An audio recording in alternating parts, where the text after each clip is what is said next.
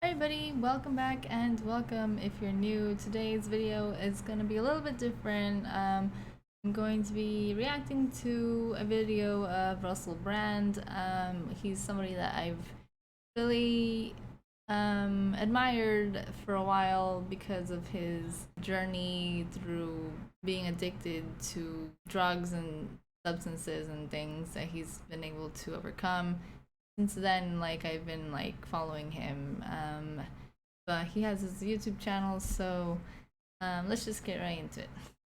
Various forms of COVID passports are being introduced across Europe, and we are seeing protests all over Europe's major cities. Where do you stand on COVID passports? Do you think vaccines should be made mandatory? Do you think it should be sufficient to show proof that you've recently had a negative test or recently recovered from the virus? Or do you think the government should stay out of your private business? And will they use these passports as a way to create the dystopia we've always feared was on the horizon? Thousands of demonstrators came out on Saturday in Paris to protest against stricter anti-COVID measures. When the scuffles turned violent, the police used tear gas to disperse the crowd. We don't want people coughing and choking. Have some fucking tear gas! Right, why are you not wearing a mask? But that public anger didn't deter French legislators. Le projet de loi est adopté. They passed a law last night that will make vaccines mandatory for health workers and vaccine passports essential to get into museums, cinemas and festivals. The coronavirus pandemic has created unprecedented political tensions and has built... How does, that's just so dumb, and you're trading your freedom for safety. Do you really want that? How, it's like comparison to a bird. Would you rather be a bird in a cage, but you're safe, but you live in a cage? Or would you rather be a bird and be free, but have dangers?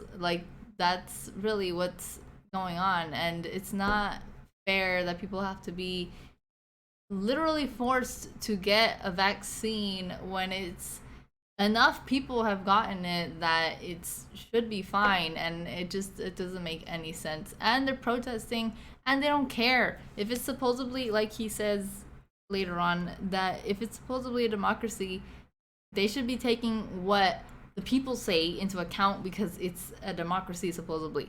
But they're not, they don't care, they're doing whatever they want, and it's terrible. Further upon divisions that were already present in culture. In America, of course, the kind of Trump-Biden divisions, the left-right divisions. In the country I'm from, the UK, the Brexit divisions have once again played out through the sort of liberal versus conservative or libertarian versus progressive kind of arguments that are springing up around masks and vaccines.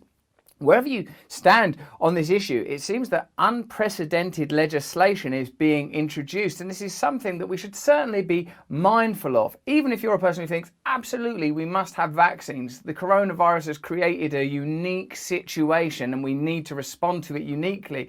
The erosion of civil liberties is always something that should be viewed in a circumspect, judicious and cautious manner. Interestingly, in the UK, church leaders have come together to oppose these measures, or at least speak out against them.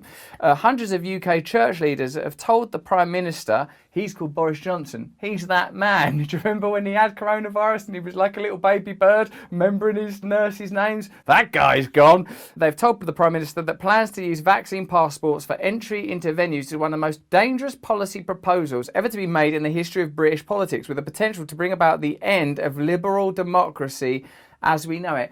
That's a pretty... Even the church leaders in the UK are saying are against this. Heavy statement, and from a surprising source, isn't it? You know, when I think of the Church of England and church leaders, these days the church is a somewhat nullified force in this country. Maybe in America you have kind of forms of evangelicalism, and there are other religious disciplines, of course, that are much more mobilized and intense when it comes to activism. But we've come to think of the UK church as somewhat castrated. So I'm interested in seeing how this plays out. Imposing mandatory and ubiquitous legislation across large populations is going to cause if not clear-cut, blatant problems, certainly with regard to democracy and free will, certainly it's going to cause some confusion and conflict, such as we are seeing in Paris. I mean, them guys, the French, not to disrespect them, I love the French, like, they don't like being told what to do. History tells us they're up for a revolution. They have a revolution, then they have a revolution about that revolution, and then a revolution about the revolution that the revolution brought up. Now, here in Britain, there are no vaccine passports yet. But Prime Minister Boris Johnson has warned they're coming in September for, among other crowded places, nightclubs. And already the nightclub owners are not happy. They're pushing back. They say, we've been hammered by this pandemic. This is just going to make everything worse. I feel concerned about the degree of government involvement in my life. I mean, don't you feel, generally speaking, that you want to like just sort of live your own life? Well, it's not possible. That's not possible. There's a thing called society. Yeah, there is. And then if you want to follow that line, there's a thing called society. Think about how that plays out economically and socially in other areas. For example, if there is a thing called society that we're all participating in, well, why would you have various forms of ghettoization, primarily economic ghettoization, where there are some members of society or some social groups that are completely excluded from social contracts enjoyed elsewhere? It's very interesting how this particular issue is being treated with a very specific and, one might argue, totalitarian mindset, where elsewhere our cultures are built on principles of individualism. Like, well, you're an individual, you're responsible for your own life, you're exactly responsible. If you're in prison or if you can't make a go of life yourself, that's your fault, that's your responsibility. So it's being regarded uniquely. And I suppose to someone like me that's skeptical and sometimes downright cynical about government, the agenda of governments, the relationships of government with big business, something like this makes me concerned about the direction we're heading in. And not just me. One of the things that they brought up in this letter from the church was this: COVID status certificates would be divisive, discriminatory and destructive, it adds. We risk creating a two-tier society, a medical apartheid in which an underclass of people who decline vaccination are excluded from significant areas of public life. There is also a legitimate fear that this scheme would be the thin end of the wedge. The thin end of the wedge meaning that ultimately more and more things will be mandated. Now, you remember, you've seen the Black Mirror episodes, you're aware of what's going on in real time in China, where we're all issued social scores on the basis of data that's accumulated through social media and elsewhere on our phone, where you might not be permitted to. This is already happening in China, you know this already, right? That you can't get a train if you've got a low social score. What? Like, I did not know that, and nobody is talking about this. Like, I had no idea about it. If anybody knows anything more about it, let me know. How does that make any sense that you can't get on a train if you have a low social status, apparently? Like, how does that make any sense? And it's gonna be based on like social media? Like, that's, first of all, the stupidest thing I've ever heard. And how does that's so discriminatory? And before any of this happened, I'm sure you guys know, or maybe not, that they were having huge protests over there in China. And then all of a sudden the whole virus happened and there was a lab there and that's like all adds up. But people, I don't know, people don't want to like believe it for some reason. But either way you look, how you look at it, I mean, it's terrible. This, in a way, seems like a means for leveraging further invasion into your personal life from public authority. You remember, of course, after the tragic events of 9/11, how anti-terror legislation meant that spying became the norm. We're still trying to unpick and understand the amount of invasion. That was in 2001. It's 2021. 20 years it's been. You think that it's gonna go away when something that was mandated 20 years ago hasn't gone away and they're still spying on us because of terrorists? It doesn't make any sense, and it's only gonna get worse if we don't do anything about it. And the poor people were protesting, but they don't care. It seems like literally nobody cares, and I really hope that doesn't happen in the US, but it seems like it's happening everywhere else, and it really sucks, and I feel so sorry for those countries because it's literally against your will. You shouldn't be forced to do anything. invasive practice that was inaugurated as a result of that event. Well, similarly, whatever your views on the pandemic, where it came from, how it came to be here, what the impact of it is on a sort of individual, social and cultural level, the fact is that now the response to it does align with some people's opinions about government agenda, i.e. further control, further invasion, further regulation of your life. The very idea that you might not be able to attend a public event without showing a passport, that concerns me. Other people might say, well, we've all got national insurance numbers and stuff like that. I don't know, man. The other day I was on the River Wye and I saw dead fish in that river. And when you see things that feel like an indication of something foreboding, it's, I think, foolish not to respond to it. The way I saw that fish in the river made me feel like, oh wow, man, there's shit going on with pollution and water levels and climate. And this kind of legislation makes me feel like, can you not sort of see the stuff that sci-fi has been preparing us for slowly being edged into place? Seems like something is going to happen. I don't know if it's worse that it's going to be slowly and we're not going to notice, or something like big is going to happen and change everything, or I don't know. But it's just, it's scarier that the governments aren't responding to protests, because that's what protests are for, but they don't care. All across Europe, there have been demonstrations. In Athens, where the Greek government has said health workers have no choice but to get fully vaccinated. See, at least over there, they're like protesting. Over here in the US, they already passed that. I think that every healthcare worker has to have the vaccine. Nobody cared. In a lot of workplaces, they're being required to have the vaccine. I don't think that's fair, really, because you should have a choice to do what you want and not have to worry about losing your job because you don't have a vaccine that literally the science says that isn't even really effective, isn't even approved by the FDA. And you can still get the virus, you can still transmit it. It just doesn't make any sense. If you you can look at CDC's website themselves, they say it there. So I'm not making things up. And in Italy, where a peaceful crowd marched against the vaccine passports they'll soon need for places like gyms and museums and for indoor dining. Gyms, museums, and indoor dining? How ridiculous is that?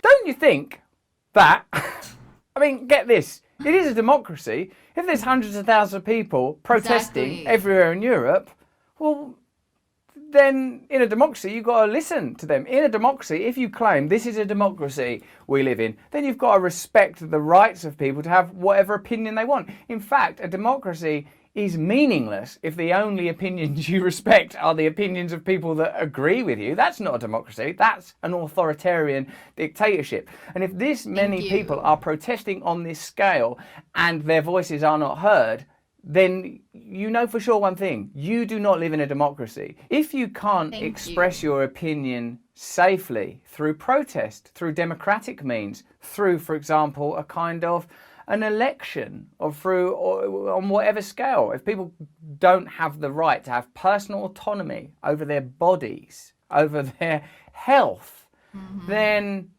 I suppose then I would have to pay serious attention to what these church leaders said. The introduction of vaccine passports would constitute an unethical form of coercion and violation of the principle of informed consent. For some Christians, they may be unable, or, let's take that beyond Christians. There could be lots of people unable and unwilling to be vaccinated against COVID because of serious issues of conscience related to the ethics of vaccine manufacture or testing. This scheme has the potential to bring about the end of liberal democracy as we know it, to create a surveillance state in which the government uses technology to control certain aspects of citizens' lives. Well, I mean, they're already doing that, but it's going to be, way worse. As such, this constitutes one of the most dangerous policy proposals ever to be made in the history of British politics. This is the aspect we should focus on. You can do your own research into the impact of coronavirus, and I would suggest that you look beyond the mainstream media into the impact of vaccines and the efficacy of vaccines and make your own decisions. I have no opinion. But when it comes to the erosion of civil liberties, this is something we have to be very alert and mindful of. That we've seen through the increase and ubiquity of powerful technology that our ability to live privately is already under threat. We have seen the immense power of big tech companies, big pharma companies, in conjunction and collusion with governments, erode civil liberties. This, regardless of how you feel about coronavirus, regardless of how you feel about vaccines, is a piece of legislation that is very, very dangerous. This, for me, is the first thread that could be the weaving of a tapestry that ultimately represents the veil between us and the ability to make informed, autonomous, individual choice. This is beyond left-right politics. This is beyond coronavirus. This is a choice that actually could represent the end of democracy, the end of personal freedom. A test of your... We already don't really have democracy, even though they say we do, because as a lot of people know, there's lobbying. Corporations pay the governments to put certain laws into effect so they can serve them better. So that's already like something that happens and everybody knows about it. And it's like, how is that democracy if you can literally put a law into effect in a country because you have the money to make it happen? So faith in democracy for me is always, how do you deal with people who oppose with your views? You know, I can like list my political perspectives in so many ways. You know, my views on religion, my reviews on civil liberties around sexuality and gun laws and abortion and all of these ideas. And in none of those areas would I ever foreclose the rights of other people to have opposing views to me. And I think that's what all of us must have. We must allow people to oppose what we believe in. Stay alert. Wherever you stand on this issue, something very, very significant is happening. And I feel that if we do not oppose it rigorously en masse, we may be entering into a precarious, dangerous new era. Whatever you think about these protests and this legislation, please let me know in the comments. Like the video, it really helps me. And subscribe as well, it helps me to have subscribers. And if you want more information, like where you can see me live or other projects that I'm involved in, go over to russellbrand.com and sign up to my mailing list. On my Luminary podcast, I have an hour-long conversation every week with an expert on subjects like this so we can dive deeper and learn more. Furthermore, I do meditations on Luminary. So if you subscribe to it, you get the meditation, you get a deep conversation. Also, go over to my side channel, Awakening Now, and you will learn techniques that help you to cope with living in this crazy world. Let me know. His other channel is really good too, but yeah. So that was vaccine passport protests ignored by mainstream media. It wasn't really ignored because CBS was covering it, but so many protests are happening. They don't care what the people say, and it's always been like this, but this is like so blatantly like, I don't care. It's crazy what's happening. And if they try to do that here in the US, we have to do something, because if not, it's gonna be really a dictatorship and nobody's gonna even notice. At least we have, like, you know, the freedom to oppose, but we're losing that. We have to be really careful because there's so much censorship of so many things, and it's crazy. Like, where you get your information is where they're censoring it the most. So yeah, we're going into very dangerous territory. So yeah, just be aware, I guess, and I hope that everybody's safe and free and able to do what they think is right without anybody making them do things. because that's what being free is all about, is it not? And if you're forced to do things, then that's not being free. So yeah, there's this quote, but it says, people need to become individuals because leaders such as Hitler can only win when the individual gets obliterated by the collective.